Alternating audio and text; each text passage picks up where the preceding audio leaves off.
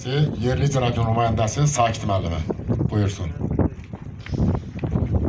Hörmətli tədbir iştirakçıları, şəhid anaları, şəhid valideynləri, ilk öncə hər birinizi salamlayıram.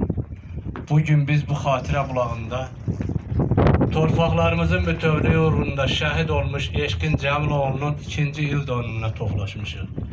Bugün Eşqin Cəmiloğlu'nu yad etməklə bərabər bütün şəhidlərimizi yad edirik. O böyük Allah'tan hər birinə rəhmət diləyirik. Qəbirləri nurla dolsun. Valideynləri qarşısında baş əyirik və deyirik, ay Allah, onlara səbir ver. Və torpaqlarımızın bütövlüyü uğrunda şəhid olmuş hər bir şəhid, nəinki sizlərin, hər bir Azərbaycanlının şəhididir, hər bir Azərbaycanlının evladı doğmasıdır. Bir daha, böyük Allah'tan bütün şəhidlərimizə rəhmət diləyirik, qəbirləri nurla dolsun deyirik.